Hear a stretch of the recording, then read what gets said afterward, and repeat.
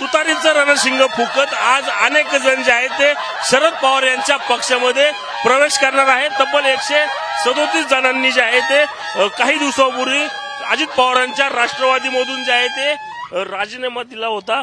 तेच कार्यकर्ते आज शरद पवार यांच्या पक्षामध्ये प्रवेश करणार आहे। आपण त्याच कार्यकर्त्यांसोबत बोलणार आहोत। काय नक्की ही वेळ आली अजित पवारांचे सत्ताधारी पक्ष सोडून तुम्ही आता जे सत्तेत नाही त्यांच्याकडे गेलात?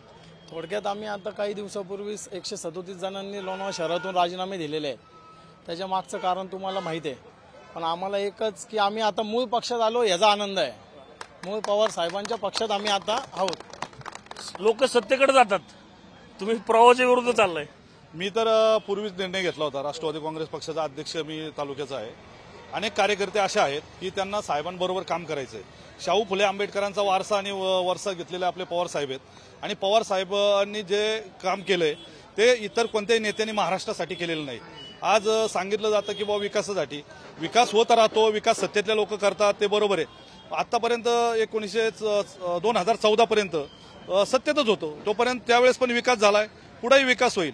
परंतु आज साहेबांचे विचार जर सोडले तर आपण कुठेतरी कमी पडतोय आणि साहेबांच्या विचाराचा वारसा आमच्यासारखे कार्यकर्ते पुढच्या काळात घेऊन जाणार आहे।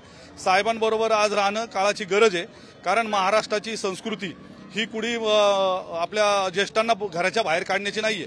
आमचं घड्याळ चोरलं, पक्ष चोरला, परंतु आम्ही साहेबांबरोबर काय आहे तर साहेबांनी जे वारसा आणि वसा दिलेला आहे, विरोधकामध्ये संविधान वाचवण्याचं काम या ठिकाणी विरोधात राहून करण्याचं हे काम साहेबांनी केलेलं आहे। भविष्य काळामध्ये साहेबांबरोबर राहण्याचा आमचा विचार आहे आणि साहेबांबरोबर अनेक नेते आहेत, अनेक कार्यकर्ते असे आहेत की ते थांबून आहेत, वेट अँड वॉच।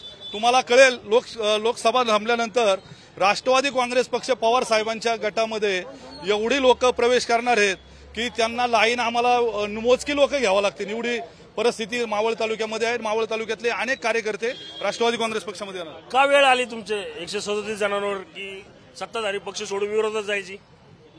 खरं तर म्हणण्याचं पक्षाचं चाललेलं जे काय राजकारण चाललेलं आहे, ईडीची चौकशी व्हावी म्हणून इकडून तिकडून उड्या मारल्या, परंतु बाप तो बाप असतो। काही काळातच काही येणाऱ्या इलेक्शनमध्ये काय होणार ते सगळं जग बघणार आहे। आणि पवार साहेबांचं माझं आज स्वप्न, माझं नाव विनायक अर्जुन लिमन, राहणार सांगोडे मावळ। आमचे आमदार लोकप्रिय आमदार सुनील शेळके यांच्या गटातून आम्ही काम करत असताना ते चाललेलं गटबाजीचं राजकारण हे काही भगवान आता, परंतु आता काहीतरी एक वेगळं घडण्याची गरज आहे, म्हणून आमचं 15 वर्षाचं स्वप्न आज साकार होणार आहे। का वेळ आली तुमच्यावर सत्ताधारी पक्ष सोडला? कारण की ज्याप्रमाणे विकास व्हायला पाहिजे तसा विकास होत नाही महाराष्ट्रामध्ये आणि जाती धर्माचं या ठिकाणी राजकारण चालू आहे। आज जर पाहिलं तर लोकां म्हणजे जाती जातीमध्ये तेढ निर्माण केला जातोय आणि या ठिकाणी राजकारण खेळलं जाते। हे कुठंतरी थांबलं पाहिजे आणि हे पवार साहेबच करू शकतात आणि पवार साहेबांमुळेच होऊ शकतं।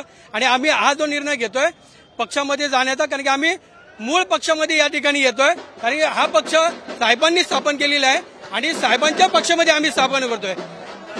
धन्यवाद। आपण पाहिलं तर विकास असेल किंवा अन्य मुद्द्यावर जे आहे ते आता 137 जण जे आहेत ते अजित पवार गटामधून शरद पवार गटामध्ये या ठिकाणी पक्ष प्रवेश जो आहे तो आज करणार आहे। Cameraman Abhijit Ranjit Jadhav, TV9 Marathi, Lonavala, Pune.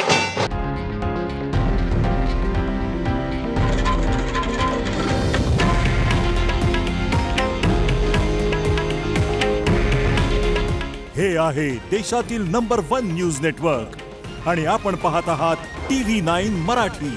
काळजी तुमची, हित महाराष्ट्राचं।